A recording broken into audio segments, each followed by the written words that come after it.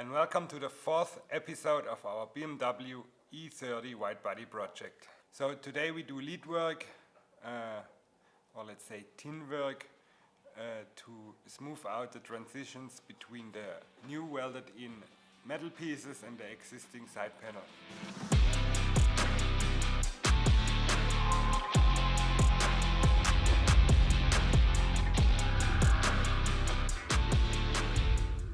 So while you watch me do the work on the front fender, I will tell you a little bit about why some people call it lead work and why some call it tin work.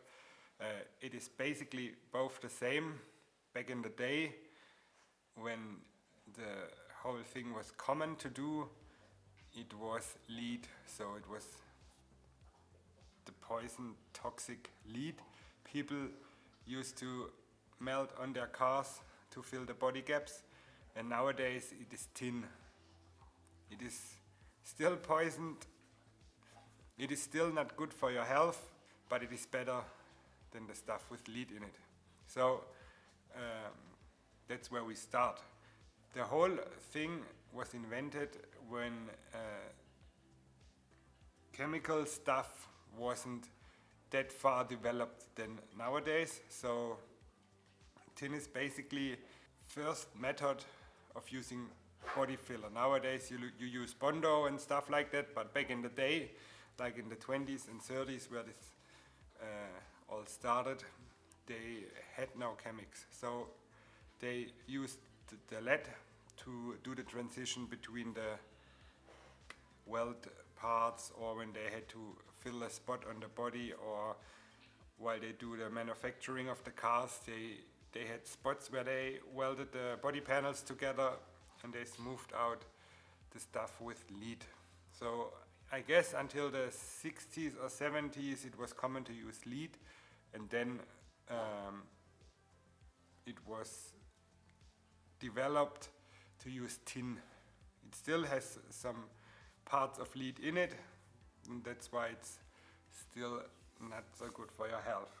So today you would use a good Bondo to smooth out the parts, but to keep it all metal and do it in the traditional way, it is more like a prestige thing to do it still than doing it just with Bondo. There's this thing called lead sled. So it is basically a mid-50s custom car, and all the body panels are molded with lead. So around the antenna they did the lead work, around the front fenders and the front lights they did lead work. They smoothed out the front. So the old cars of the 50s, they had like a chrome piece around the headlights, and the people used to weld this headlight bucket onto the existing fender and cover it with lead, so it is a molded one-piece area. That's part of the vibe and the prestige about tin work, because the OGs back in the day did their custom work on their cars using lead. So that's the thing, I guess, why people still do it today, even if it's not good for your health. So I knocked myself out a little doing the tin work on JP's BMW E36. If you watch the channel, you might recognize it. And basically this got me thinking about why I do this whole thin and lead work, and I think it's still cool. I will do it anyway, but I have to get myself better protection for my lungs to not suck in all the poison dust coming from the lead work. So now that we know why people use tin or lead to smooth out the transition pieces on the car, I will tell you the process while I do the rear. So the first thing you do is you have to make a kind of primer to the car, and that's what you do by using tin paste. So it's like a paste out of tin particles that you can brush onto the car or to the metal surface, and then you melt it with a torch to melt onto the existing side panel in this case. So, but inside this paste there's soldering flux to make the tin particles melt good and stuck to the metal surface or the side panel. And inside this there's still lead. So that's the by far poisonous part of the whole process. If you get it too hot, there will be more like poisoned dust in the air, and that's one thing you want to do. And if you get it too hot, you will wobble the whole side panel. So you have to take good care to not make it too hot, just as hot to melt the tin pieces, but not too hot to burn it or to wobble your side panel. And the next step is, after you did the whole surface, you have to reheat it again and then wipe up the material that's not pure tin. So that's what you do to get the primer or the base, let's say base coat. That's what you do to get a base coat basically. And then you can start with your main layer of tin.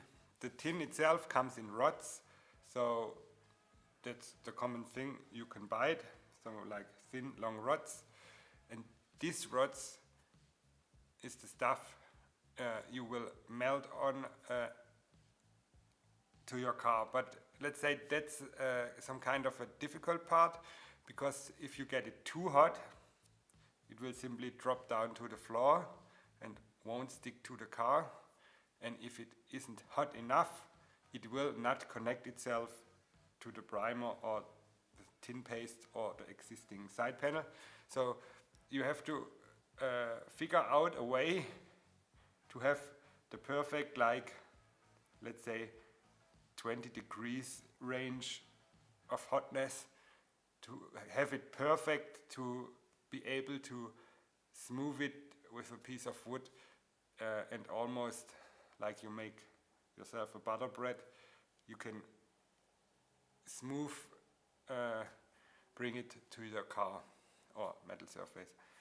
And that's basically the thing which needs a whole lot of practice time. So when you do it the first time, it is hard, but you have to stick to it, and at some point you will manage to make it the way it is used to be. So in this part, the main focus is to make it as smooth as possible and to get enough material on, because the thing is, when you later will re-thin it on your smoothed out panel, so when you see there's a spot where tin is missing, it is a big process of getting more material on again. So let's say do a little bit more than you think, but don't do too much, because you have to file it off again later or grind it off. And that's basically the good thing about tin. It is softer than metal. So when you take a file, so like a body file, and you file on the existing metal area into the tin, you have a good start to transition out the pieces together. So that's what you do. At first you will do it with a file, because you will not do it too much with a grinder, because that's the point where you catch poisoned or not healthy particles again with the dust from the grinding. So you will use the file as much as you can, because when you take a grinder or anything else that makes like particles of dust and tin pieces again, that's the point again where you get health issues again. So use the file as much as you can, and the rest you have to smooth out with a grinder, but make sure it is a slow spinning grinder, because when the grinder spins too fast it will only cover your grinding disc but not take off any materials. So you have to use a slow spinning grinder, and for the rest I simply take a wooden block with a piece of sandpaper on it to smooth out by hand, and then you can feel all the high and the low spots perfectly to get as good enough product in the end.